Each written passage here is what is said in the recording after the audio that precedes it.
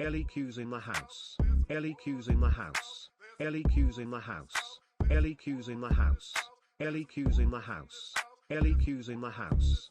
LEQ's in the house. LEQ's in the house.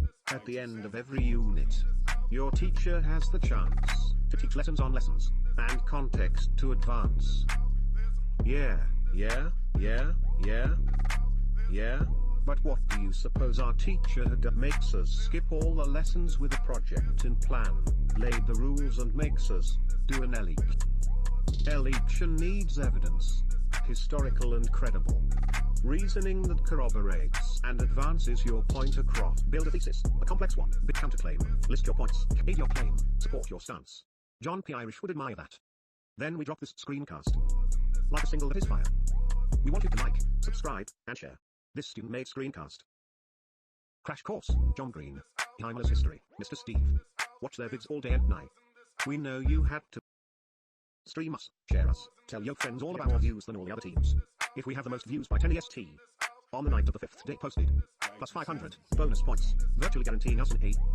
Without much more fanfare or ado, we present our LEQ. This is our presentation on levels of centralization. I'm Alan, and today I'm accompanied with the people I work with this presentation with, Aaron, Angel, and Paul. Ideas. What similarities existed in Europe and China's government systems? How did China's successful economy and class structure affect the European states? The significance of China's centralized government, and how did it end the feudalism system in Europe? Thesis. During the c. 1200 to c. 1450 era, many believed that a decentralized administration was beneficial in preventing political groups from gaining too much power. However, conflict arose as neighboring states sought out for power. States were not able to afford conducting large products that could benefit their community. Therefore, a decentralized Europe is not able to prosper like China's centralized government. Historical context. The Song Dynasty, 960 to 1279, expanded the pre-existing imperial bureaucracy.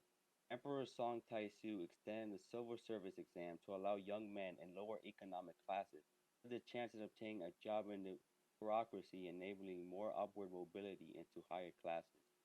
Grand Canal was built, enabling China to become a prominent trading hub in the world. China's advancement in agriculture productivity led them having a large population growth. China's proto-industrialization allowed for the economy to transform from local consumption to market production. Controlled trade to the South China Sea. China's bureaucracy redefined its class structure. The scholar gentry outnumbered the aristocracy and became the most influential class in China. Farmers, artisans, and merchants reflected Confucian respect for hard work and creating value. China's peasants are provided with some aid from the government. European civilizations were defined by feudalism. Feudalism was a system of mutual obligations between social classes, monarchs, lords, knights, peasants. Provided security for peasants, equipment for knights, and land to those serving lords. Wealth was measured in land used a code of chivalry to resolve disputes between parties. The manual system provided economic self-sufficiency and defense to its residents. Later in the Middle Ages, monarchs grew.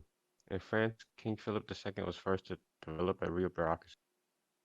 The Roman Empire survived the power struggle over whether a secular leader would invest bishops inside of the Pope by giving the church autonomy for secular authorities. Similarities. The Song Dynasty ruled over China in the time frame of 1200 to 1368. Although the dynastic rule held China together for a millennium, no threats arose greater than the invasion of the Mongols and the creation of the Yuan dynasty. The Mongols captured Beijing in 1215 and ruled the majority of the nation, with the Song dynasty still fighting back the total conquest of China.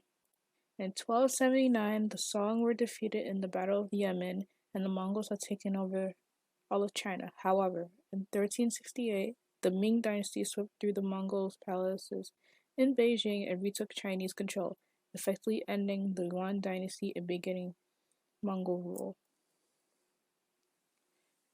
Similar to the Mongols, the English were dissatisfied with their current resources and wanted more trade, land, and resources. Tensions continued to rise until the English and France finally agreed to war.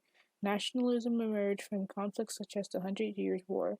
The Mongols and the English had one thing in common, having the desire to expand their influence by taking land and expanding their nation. Differences. China, unlike Europe, had religious diversity. Buddhism came to China from India via the Silk Road. It became popular by the Tang Dynasty and the Xuanzang, a 7th century Buddhist monk. Three different forms of Buddhism that became important in Asia were the Theravada Buddhism, Mahayana Buddhism, and Tibetan Buddhism. Unlike China, religion wasn't as diverse. The Church held great power in Europe. It influenced politics heavily. An example were the Crusaders who fought for the Holy Land. Sources and analysis.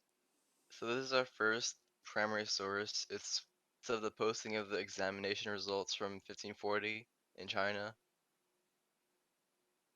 Situation and POV. The primary source was created by Chu Qing. He was commissioned by Zhao Fenglai and Chen Guan. Emperor Song Taizu expanded the civil exam to lower classes. Reasoning and analysis. The civil service exam enabled for men to move upward and obtain bureaucracy jobs. China's meritocracy allowed for the best educated individuals to run the country efficiently. A central group governing allows for laws to be enforced fairly, unlike feudalist states.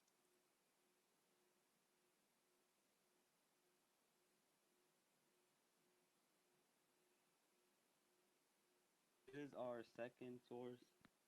Roland pledges his loyalty to Charlemagne, 19th century copy of manuscript Minimum of C, 1352. Primary source was by Engelmann et Graf, dedicated for the ceremony where the vassals pledged to fight the Lord. 100 years of war between France and England was in progress. Soldiers felt united under the monarch they served. Feudalism enabled the different classes to depend on each other. The classes built trust among themselves by being faithful to their obligations. The idea of the classes aiding one another prevents a group from growing too large, as without the others, they will not have wealth. This is a quote by This way, not only would we be prepared to meet the distress of famine, since the people will receive loans from the government, it would be impossible for the monopolistic houses to exploit the gap between harvests by charging interest at twice the normal rate.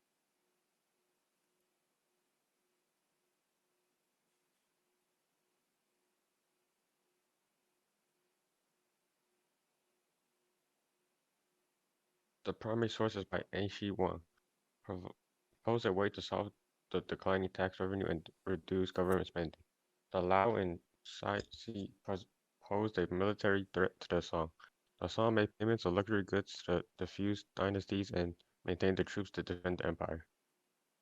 The proposed policies established the price of grain and storage based on its market price and made it interchangeable for money and farmers. The policy stimulates the economy and helps the farmers increase productivity. China's government considered the interests of the workers in their plan and of gaining revenue. Here's a quote by Kaya Mark. Violent conflicts were much more common in Europe. The majority of European wars were fought between European states. Analysis and reasoning. As Europe was divided, many states focused their resources into military, which led to the competition among states. They had the power to protect themselves from external forces, but without a strong central government, lords fought among themselves as laws were properly enforced. This is a quote from Britannia. The Zhao feudalism suffered from a continual dilution of authority. China once had feudalism like Europe, but it wasn't stable. The central government was dependent on its states for power to the point where they were almost useless. Feudalism can lead a region to chaos as the states aren't as aren't accountable for their actions. These are our AP World themes. We use theme 2, cultural developments and interactions. The development of ideas, beliefs, and religions illustrates how groups in society view themselves, and the interactions of societies and their beliefs often have political, social, and cultural implications. We also use theme 3, governance. A variety of internal and external factors contribute to state formation, expansion, and decline. Governments maintain order through a variety of administrative institutions, policies, and procedures, and governments obtain, retain, and exercise power in different ways and for different purposes. Theme 5, social and interactions and organization. The process by which societies group their members and the norms that govern the interactions between these groups and between individuals influence political, economic, and cultural institutions and organizations. So we look back to our big ideas. What similarities existed in Europe and China's government systems? How did China's successful economy and class structure affect the European states? And what was the sense of China's centralized government and how did it end the feudalism system in Europe? We hope that our slides answered those big ideas. And I hope they cleared through after our presentation. And these are our sources.